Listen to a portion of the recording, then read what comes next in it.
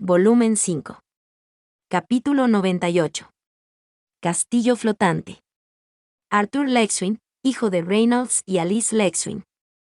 El Consejo ha decretado que, debido a tus recientes acciones de violencia excesiva y las circunstancias no concluyentes involucradas, tu núcleo de maná será restringido, tu título como mago será despojado y serás encarcelado hasta nuevo juicio.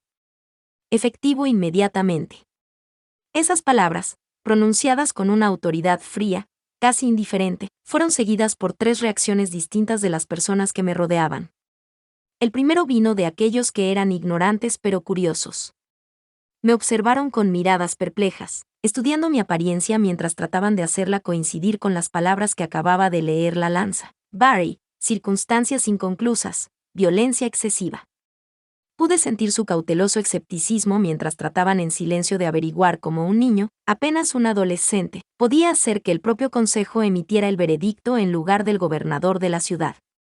La segunda reacción fue en las caras siempre tontas de la multitud que todo lo aceptaba, aquellos que adoraban ciegamente cualquier forma de autoridad superior. Tomaron las palabras escritas en el artefacto de comunicación como la verdad de Dios. Podía escuchar sus susurros desde donde estaba y ver sus ojos entrecerrándose en miradas desdeñosas cuando decidieron que de alguna manera yo debía ser responsable de todo lo que había sucedido dentro de la academia. La tercera reacción era una que hubiera esperado solo de mi familia, pero, para mi sorpresa, los estudiantes y profesores que habían estado involucrados en el incidente, aquellos que aún tenían fuerzas suficientes para hablar, gritaron en protesta. Debido a que mi familia era la más cercana, podía escucharlos con mayor claridad. Encarcelador, su señoría. Debe haber algún tipo de error, gritó la voz de mi madre desde el otro lado de la cerca. Sí, estoy seguro de que hay una explicación para todo esto. Mi hijo nunca, debe haber una explicación para esto, corrigió mi padre, sabiendo perfectamente de lo que era capaz. Hubo otros gritos de protesta, algunos de estudiantes que reconocí, otros del personal presente en el lugar. Barry los ignoró a todos. Esto no tiene sentido. ¿Cómo te atreves a castigar al que realmente hizo algo bueno? Si no fuera por Arthur, a ustedes, Lances, no les habría quedado nadie a quien salvar. Giré mi cabeza hacia la fuente de la voz. Para mi sorpresa, era Caitlin Glader. Marchaba en mi dirección con una furia desenfrenada en sus ojos, una expresión que nunca había visto, ni esperaba ver, en ella. Me encargaré de que mi madre y mi padre rescindan este decreto de inmediato. La lanza abrió el pergamino que sostenía, revelando las firmas en la parte inferior. Tu padre y tu madre fueron los que, junto con el rey y la reina Grey Saunders, votaron a favor de este juicio, dijo. Aunque sus palabras fueron respetuosas, su expresión y tono solo podrían describirse como indiferentes, incluso groseros. El hermano de Catelyn la detuvo y le habló en voz baja al oído. No pude escuchar lo que le dijo, pero la princesa finalmente cedió, con la cara roja y el cuerpo temblando. Sabía que no importaba cuánto intentara razonar con la mujer, ella no me escucharía. No fue su decisión tomar. ¿Puedo hablar con mi familia una última vez antes de que me lleves? Pregunté, mi voz saliendo más hosca de lo que había deseado. Barry asintió escuetamente y caminé hacia donde mis padres estaban apoyados contra la cerca. Por unos segundos, nos miramos el uno al otro, sin saber cómo empezar. No se vean tan tristes. Este malentendido se aclarará pronto.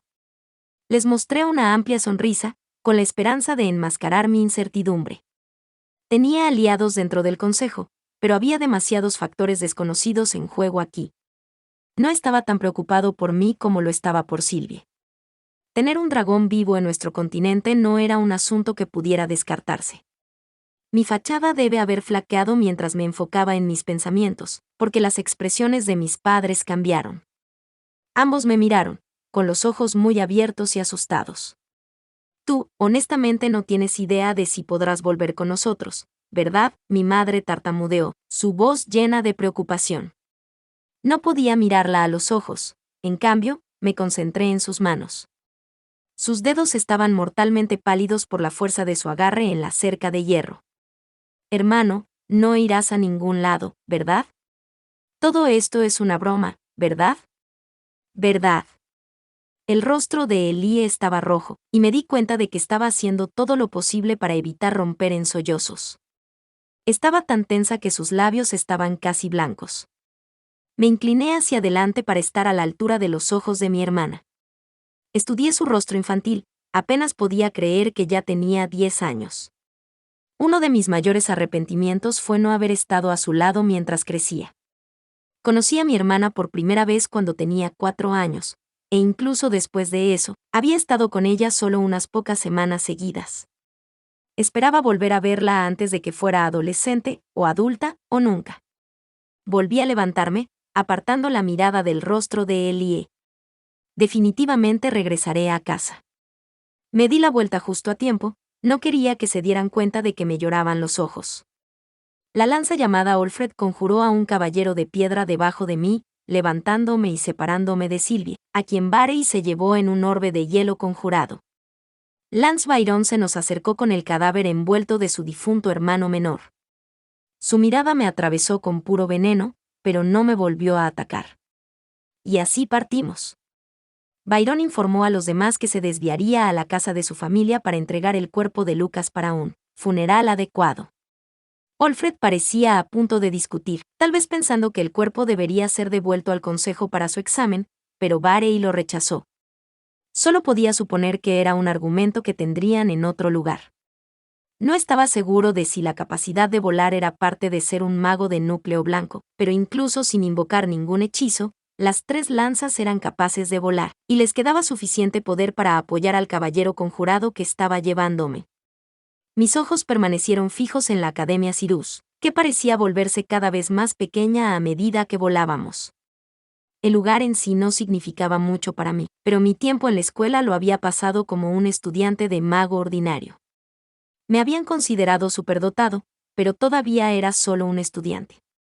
A medida que la ciudad flotante caía debajo de nosotros, tuve la sensación de que estaba dejando atrás mi vida como estudiante común. Viajamos sin palabras por el cielo. Todos mis intentos de iniciar una conversación se los había llevado el viento, o tal vez solo me estaban ignorando. Por muy amable que me trataran, para ellos yo seguía siendo un prisionero esperando ser juzgado. Papá, ¿qué va a pasar con nosotros? Sylvia expresó en mi cabeza. No estoy seguro, SYLV. Sin embargo, no te preocupes. Estaremos bien, la tranquilicé. Ella no respondió, pero aún podía sentir las emociones que estaba sintiendo: incertidumbre, miedo, confusión. Viajamos hacia el sur, aunque me era imposible decir exactamente a qué distancia. Debajo de nosotros, todo lo que podía ver eran las grandes montañas, que dividían el continente del dictamen por la mitad. Deberíamos parar aquí para pasar la noche, dijo Barey mientras descendía a las montañas, y Olfred y el caballero de piedra que me llevaban la siguieron. Aterrizamos en un pequeño claro en el borde de las grandes montañas, frente a los claros de la bestia. Todavía estaba encadenado en las muñecas y los tobillos, así que me senté apoyado contra un árbol, mirando a Olfred levantar una cabaña de piedra con un simple movimiento de su muñeca. Quédate quieto, Arthur Lexwin. Sin esperar a que respondiera, Barey sujetó un artefacto sobre mi esternón. Instantáneamente, sentí que el maná se escurría de mi núcleo mientras el dispositivo se hundía más profundamente en mi piel. Mi magia no puede ayudarme a escapar, así que, ¿por qué la repentina precaución? Pregunté con los dientes apretados. La sensación de que mi maná estaba contenido a la fuerza no era agradable. Hay otras formas en las que puedes crear problemas, respondió ella concisamente. Luego levantó a Sylvie, aún encerrada en la prisión translúcida, y se retiró a una segunda cabaña momentos después de que Olfred la conjurara. ¿Cómo podría siquiera? Murmuré por lo bajo, molesto. Es porque estamos muy cerca de Beastclads. Giré mi cabeza hacia Olfred, quien se sentó en un banco recién creado a mi lado. Sin embargo, ustedes son lances. Estás diciendo que hay bestias de maná que ni siquiera tú eres capaz de derrotar. Yo pregunté. No he conocido a ninguno hasta ahora, pero los claros de las bestias encierran muchos misterios de los que incluso los lances deben tener cuidado, especialmente de noche, cuando deambulan las bestias más poderosas. A pesar de nuestros poderes, chico, seguimos siendo mortales. La muerte nunca asoma lejos de nosotros. Con todos los eventos extraños en estos días, uno nunca puede ser demasiado cuidadoso. Hubo un breve silencio, roto solo por el sonido bajo del aullido del viento. Luego suspiró. ¿Qué estoy haciendo, diciéndole todo esto a un niño pequeño?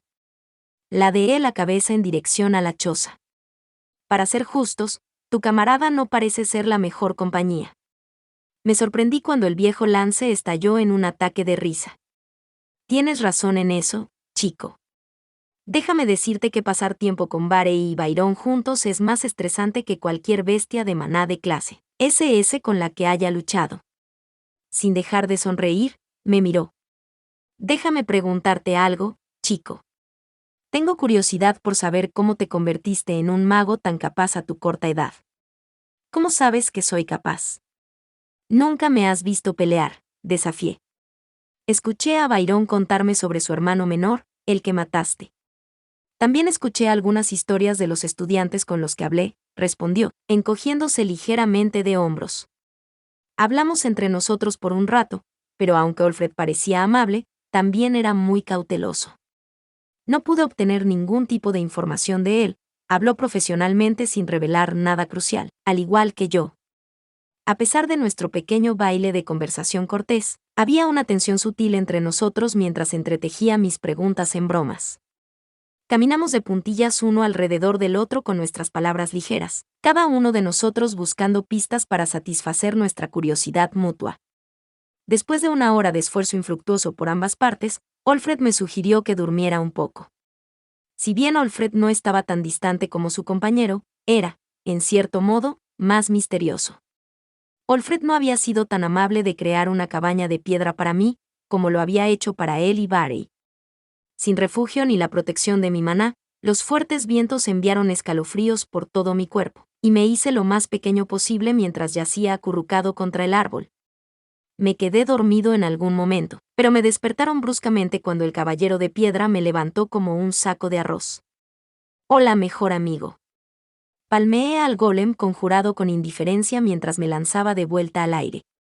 SYLV, ¿cómo estás? Pedí mi fianza. Estoy bien, papá. La jaula es un poco pequeña, pero es cómoda, respondió SYLV.